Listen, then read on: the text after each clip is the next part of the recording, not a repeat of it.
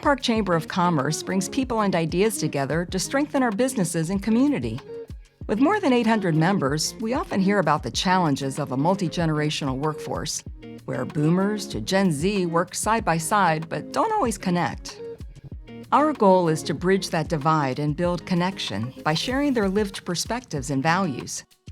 What we learned may surprise you and challenge what you think you know about generations in the workplace.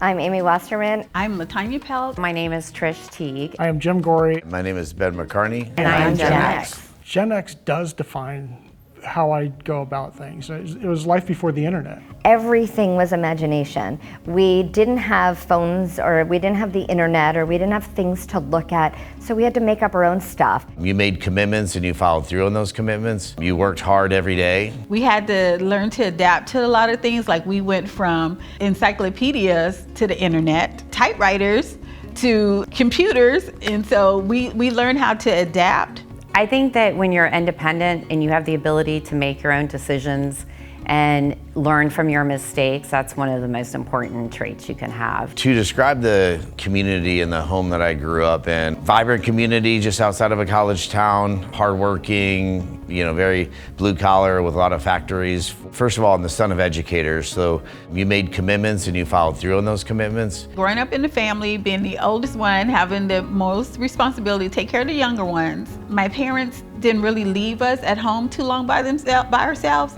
but I could babysit everybody else's kids up and down the neighborhood by myself, babies, everything, and they had no problem with it. After babysitting for a year and my name going around of how great a babysitter I am, I raised my rates to $1.50 an hour, so I was really proud of myself. My family was involved in the roofing industry.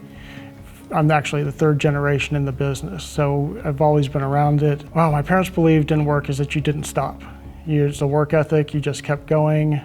There's no job above you and there's no job below you. My mom was a single mom. She was a real estate agent and she ended up owning her own real estate company. So from a very early age, I understood the importance of having a successful career, raising your children. My first job was at Publix Supermarket, and they allowed us to work at 15 then. And it really taught us discipline and what it is to have a work ethic.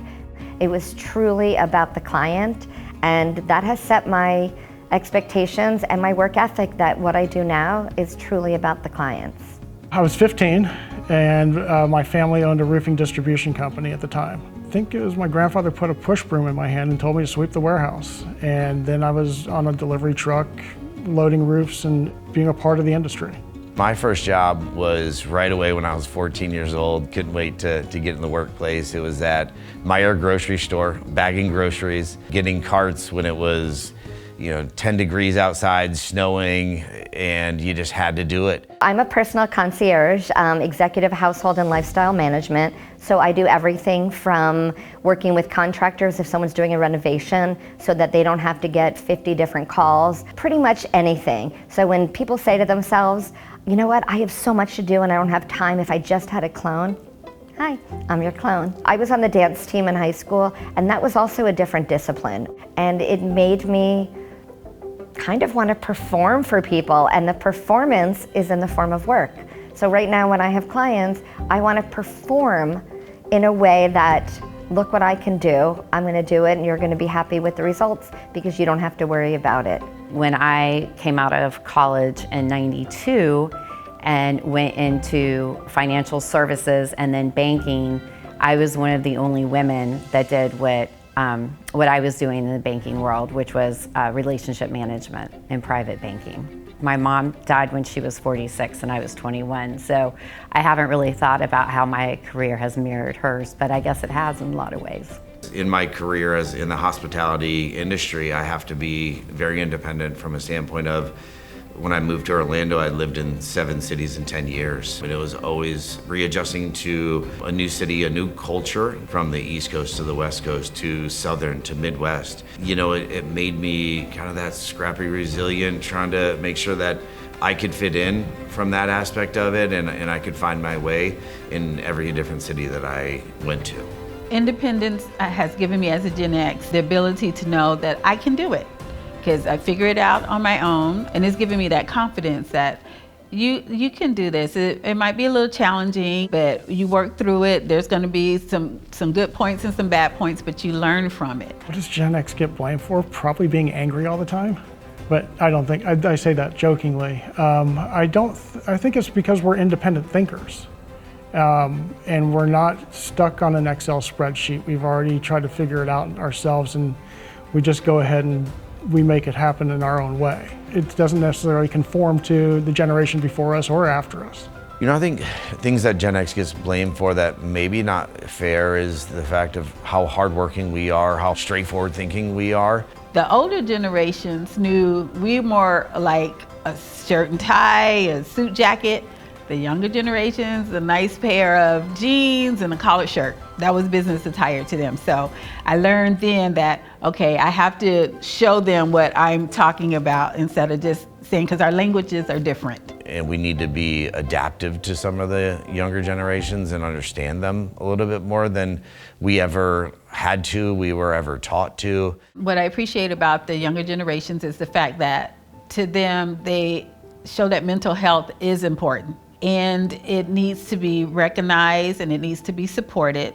And it's okay to show vulnerability. They will take the time off from work. I've had employees come and tell me, I just need a mental day off, a mental day break. There's nothing physically wrong with me, just I need to rest my brain. And I respect that. I think that because they have so many different options in technology, that they can find many options faster than me. It sort of speeds up the process from doing it. So they're probably faster at resolving problems than I am. It truly amazes me how quickly they can learn into some of these new technologies that are arising. They're not afraid to speak up. If there's something they don't like happening in the world or in their lives or in their school, they speak up.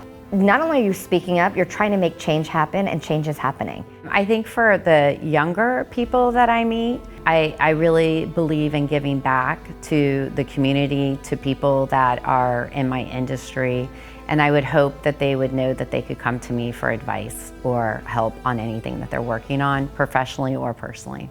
I hope what we have modeled for our children, and I never told my son, this is what you have to do. I just tried to model it, and I never forced him to go to college, but he's in college. He's been saving his money. He's looking to purchase a home. So I guess in a sense, my parents did teach us that blueprint without saying a word, just by how they lived.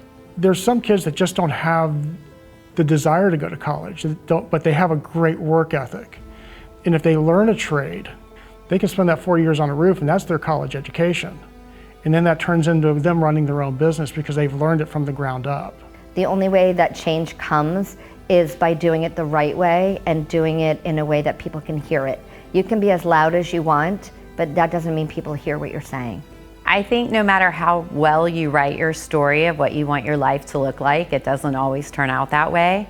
And the ability to be flexible and adapt are two of the biggest traits that you can take to this thing called life. The one thing I think that stands out to me about millennials is we are the social media generation. We're the OGs of social media because MySpace came out in my childhood, and nowadays I don't think kids even know what MySpace is. But you know, the MySpace, and then led to Facebook, and the whole thing, Facebook and being in college was such a thing.